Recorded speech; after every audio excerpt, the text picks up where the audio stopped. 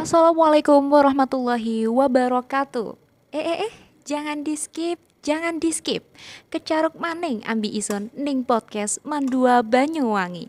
Senior Islamic High School to Banyuwangi, Great Dignity.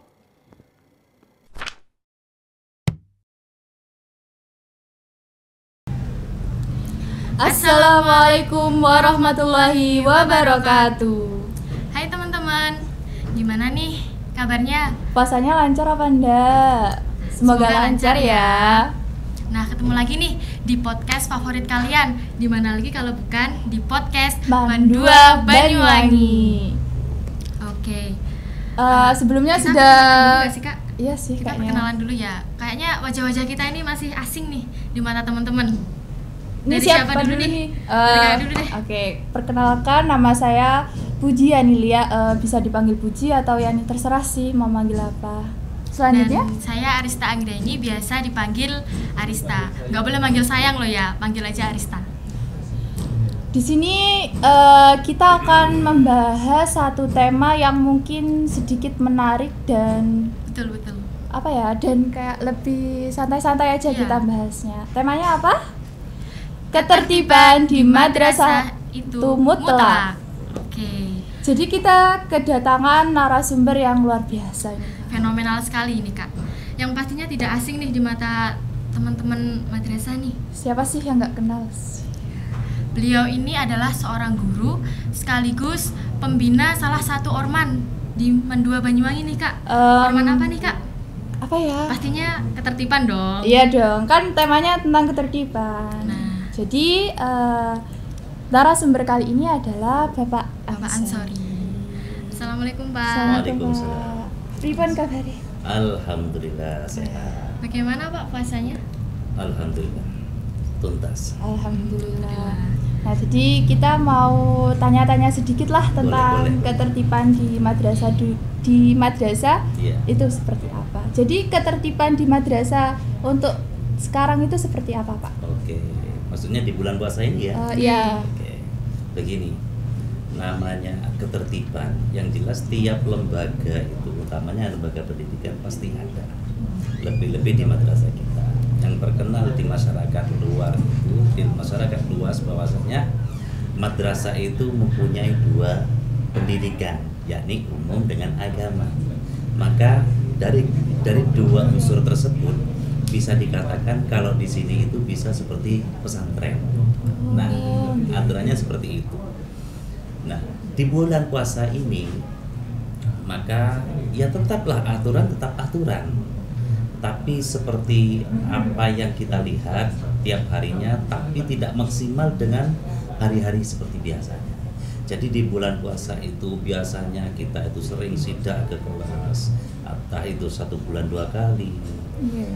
Yang duta ketertiban tiap pagi jam 6 berdiri di depan pintu gerbang itu sudah jaga di gerbang, meneliti keseharian kehadiran dari siswa di madrasah ini tentang seragamnya, kelengkapan seragam, terus dari kelengkapan sepeda motornya lengkap atau tidak, karena itu semua dapat poin seperti itu. Jadi untuk sementara di bulan puasa ini ya berkuranglah, tidak seperti hari-hari biasanya. Tapi masih tetap berlaku nih, Pak? Masih tetap berlaku. Satu contoh, kalau terlambat tetap di poin. Kalau ada hal-hal yang memang betul-betul tidak boleh, satu contoh HP di kelas kan tidak boleh dioperasikan. Dan itu pun boleh dioperasikan kalau memang salah satu pelajaran dan itu menggunakan HP. Dan itu izin dari guru mapelnya dan dipantau oleh guru mapel, itu tidak apa-apa. Tapi setelah itu dikembalikan lagi, maksudnya dikumpulkan lagi. Kalau itu ketahuan tetap kita sita, namanya peraturan. Ya. Tapi tidak maksimal seperti hari-hari sebelumnya. Nah, kan siswa di madrasah ini kan banyak tuh, Pak, pastinya. Oke. Apakah Pak Ansori itu sendirian kerjanya untuk menertibkan Ya. teman-teman? Apakah ada yang dibantu gitu? Iya, terima kasih. Ketertiban itu dulunya itu cuma dikelola beberapa orang guru, 2 sampai 3. Tapi lama kelamaan kok merasa tambah pesatnya, tambah banyaknya siswa di madrasah ini, kalau cuma 2 orang, 3 orang ini tidak mampu. Akhirnya dibentuklah yang namanya duta ketertiban. Duta ketertiban itu terdiri dari beberapa siswa kelas 10 dan kelas 11. Fungsinya apa duta ketertiban itu? Membantu kami. Kami di duta di ketertiban itu ada 4 pembina. Saya sendiri selaku koordinator dibantu oleh 3 orang guru. Ada Ibu Siti Mutosimah, ada Ibu Wiwi Jumaya, ada Bapak Saifuddin Juri. Beliau-beliau ini yang membantu. Jadi saya selaku koordinatornya dan dibantu oleh duta ketertiban cowok cewek itu sebanyak 32 siswa. 32 siswa. Apa fungsinya mereka itu? Namanya membantu apa yang ditugaskan oleh pembina ini, pembina ketertiban, maka mereka itu melaksanakan. Namanya kan membantu. Jadi kalau tidak dapat amanah dari pembina, mereka tidak. Loh, yang ditindak ya temannya sendiri kan. Jadi tidak boleh saya jadi duta ketertiban harus sangar, jangan. Yang saling mengingatkan. Tapi itu pasti kan ada anak-anak kortip yang kayak mau negur temennya atau mengingatkan temennya itu kayak masih sungkan gitu loh Pak. Nah itu tips dari Pak Ansori gimana biar nggak sungkan? Namanya kita mendapat amanah itu harus bangga. Amanah itu berat atau tidak dilaksanakan, namanya amanah harus kita laksanakan. Saya merasa jadi pembina ketertiban itu merasa apa ya, memang berat di awal. Dan saya tahu bahwa anak-anak itu banyak yang tidak suka, ya kan? Banyak yang tidak suka. Banyak dimusuhi ya Pak. Seperti itu, layaknya seperti duta ketertiban. Yang disidak satu contoh temannya sendiri, yang ditindak temannya sendiri. Yang jelas kalau sudah seperti itu, maka ada rasa tidak enak. Tapi namanya menjalankan amanah tugas ya harus kita laksanakan. Dikala kita melaksanakan tugas. Tapi dikala jadi siswa ya sudah teman seperti biasa. Makanya saya tidak henti-hentinya meskipun jadi duta ketertiban, tebarlah senyum sama teman-teman. Toh mereka meskipun ditindak teman kalian semua. Seperti itu ya. Tadi kan diceritakan kalau misalnya selain di bulan Ramadan ini kayak ada sidak gitu.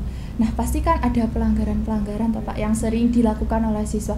Yang paling sering dilakukan siswa-siswa MAN itu apa Pak? Dan hukumannya itu apa? Iya. Poinnya. Maaf. Ini sudah terbiasa tidak di mana saja. Bukan hanya di MAN 2 Banyuwangi saja. Satu contoh. Maaf, kok gatal ya.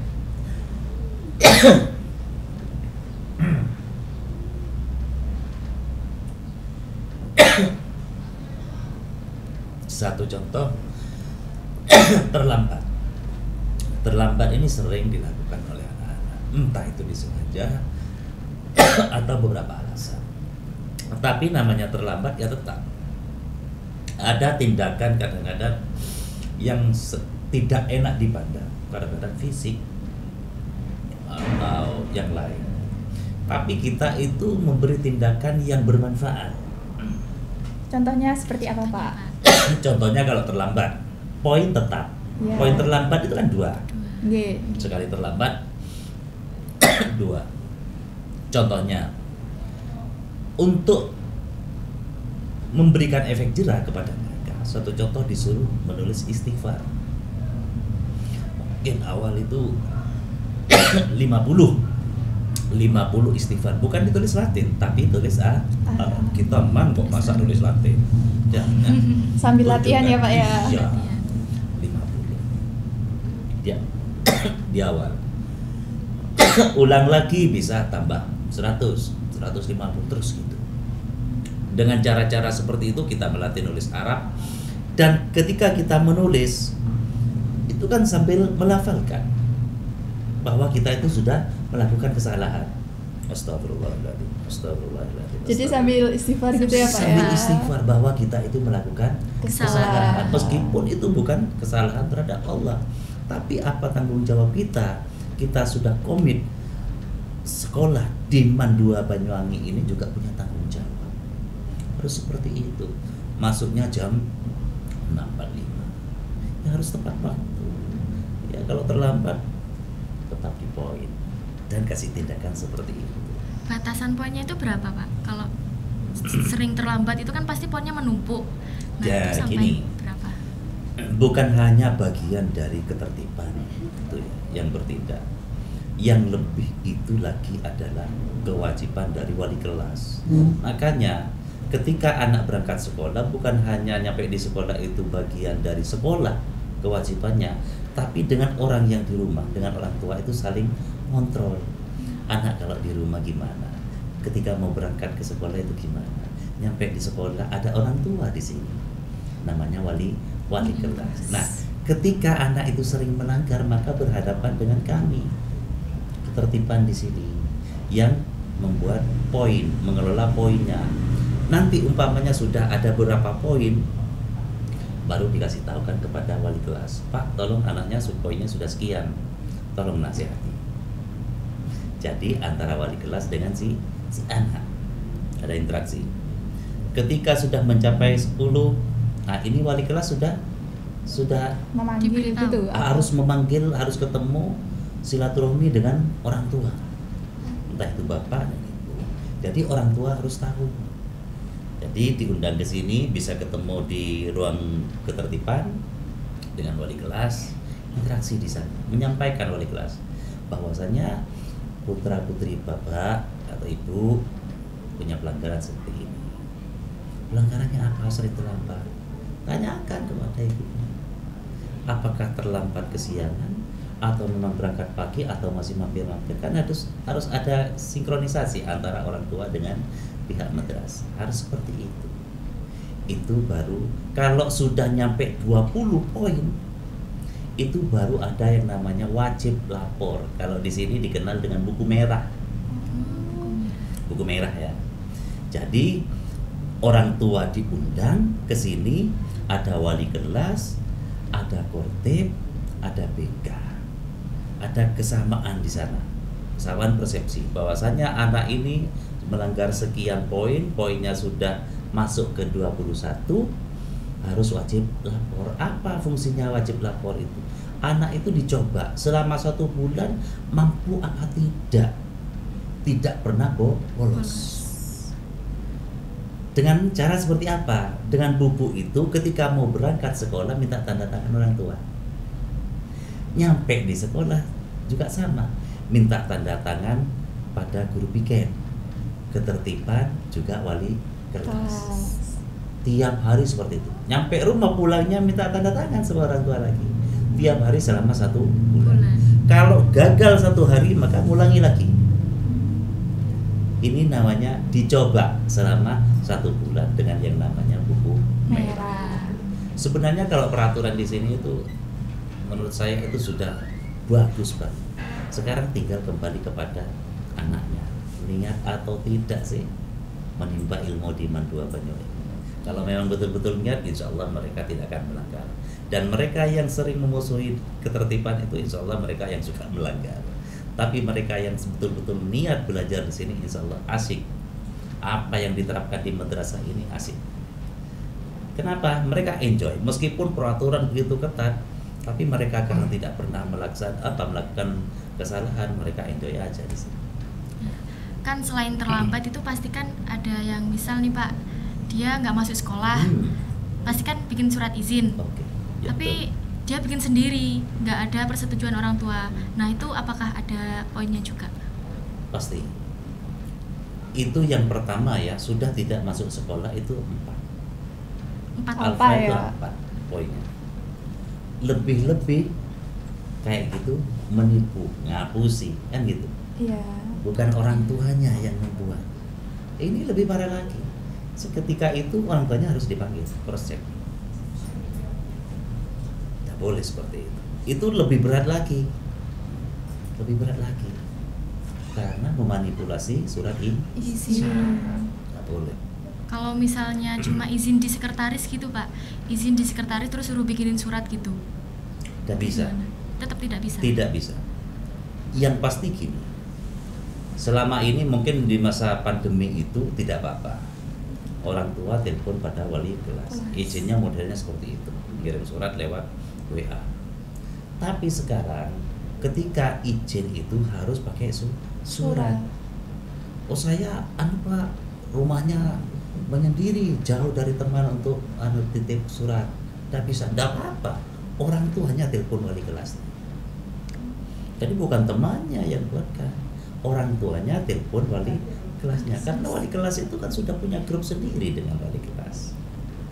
Wali kelas dengan wali murid sudah punya grup, punya nomornya sendiri. Maka wali murid itu bisa telepon wali kelas, izin dulu. Besoknya kalau sudah masuk, tak apa-apa dibawa suratnya. Ini buktinya kalau saya kemarin tidak masuk, harus gitu.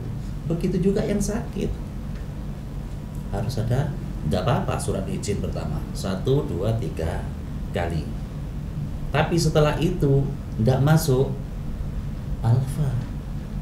Karena keterangan setelah 3 hari itu harus ada keterangan dokter. Kalau surat izin tidak masuk karena sakit, tulis tangan tidak apa-apa dari orang tua selama 3 hari berlaku.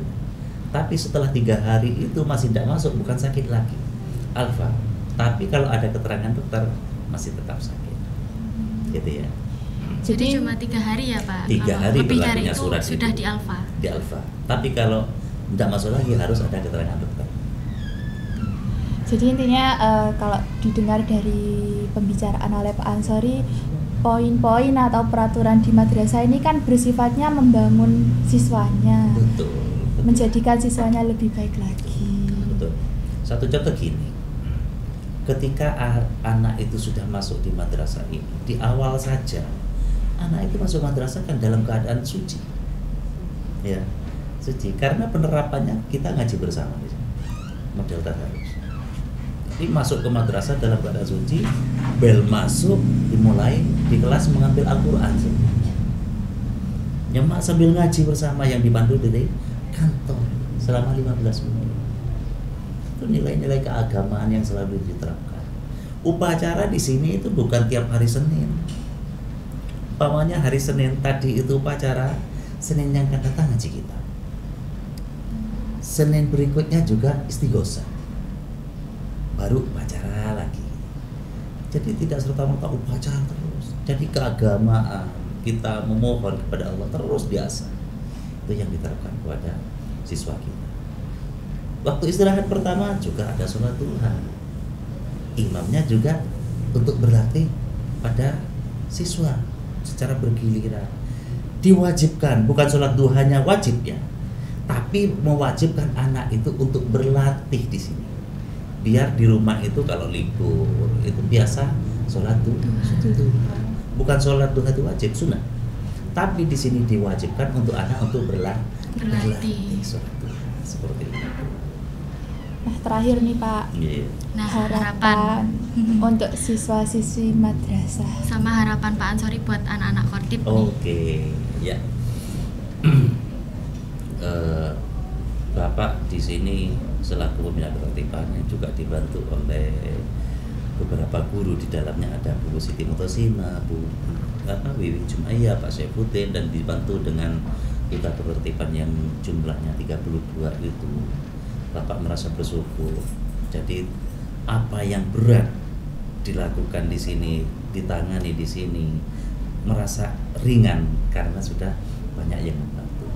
Dan harapan Bapak ke depannya, karena siswa-siswi itu sudah betul-betul ketika mendaftar itu ada niatan dalam hatinya, betul-betul ingin belajar menimba ilmu di Mandua Banyuwangi ini dengan tulus. Begitu juga orang tuanya yang begitu mengetahui bahwa di Mandua Banyuwangi ini betul-betul peraturannya ketat, disiplin, itu dikenalnya di masyarakat seperti itu. Lebih-lebih sekarang itu prestasi-prestasi siswa itu Banyak sekarang. sekali. Alhamdulillah sekali.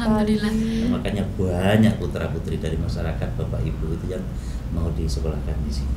Maka harapannya ketika sekali masuk di sini, ayolah taati peraturan. Toh ketika kita menaati peraturan, kembali kepada hati nurani kita, belajar di madrasah, sudahlah, enjoy di sini. Tapi kalau kita bertolak belakang, masuk di madrasah ini masih apa ya, mungkin ada hal-hal yang lama terbawa ke sini, sering melanggar, dan itu terus-terusan tidak ada perubahan, maka dia itu akan menderita dengan sendiri. Dan pasti kalau kita mengundang orang tuanya ke sini bukan senang, malu, kasihan orang tuanya. Sudahlah, datang ke madrasah menimba ilmu, urusan apa biaya itu urusan orang tua, tidak usah ikut-ikut mikir. Jadi yang penting kita mendoakan orang tua itu supaya apa, rezekinya dilancarkan gitu, untuk menafkahi kita yang lagi belajar di sini. Kita tinggal belajar aja, itu ya harapan untuk anak-anak di siswa mendawami ini. Selanjutnya untuk duta ketertiban, Bapak mulai dari awal itu menyampaikan ketika perekrutan, kalian siap masuk di duta ketertiban? Siap, Pak. Risikonya begini, ketika kalian masuk di duta ketertiban, maka kalian harus apa ya, banyak dimusuhi teman-temannya. Kenapa demikian? Karena kalian mendapat tugas, mendapat amanah menindak ketika mereka itu melanggar, dan kalian jangan tebang pilih, harus tegas, meskipun itu teman kalian sendiri. Ketika kita menindak, tapi ketika di dalam kelas mereka itu teman kalian. Dan ketertiban itu, duta ketertiban itu bukan hanya ya pakai baret, pakai jaket, bukan hanya itu. Tapi sekali lagi membantu teman-teman kalian di belakang, di parkiran, membantu menata, menertibkan sepeda, menjaga sepeda. Tidak usah malu, gengsi, buang lah. Sampai dibilang tukang parkir, Pak. Oh, tidak apa-apa. Yang bilangin tidak dapat pahala, yang jadi tukang parkir itu yang dapat pahala. Jangan malu, tidak apa-apa. Demi Allah. Ya. Yeah. Mungkin itu saja itu ya, Pak. saja yang kita Oke. tanyakan. Terima kasih buat Pak Ansori sudah Sama-sama. meluangkan waktunya untuk datang di podcast kali ini. Oke. Terima kasih buat teman-teman yang udah nonton. Jangan lupa untuk subscribe dan juga like dan juga share ke teman-teman kalian. Dan sekian dari kami. Wassalamualaikum warahmatullahi wabarakatuh. Thank you.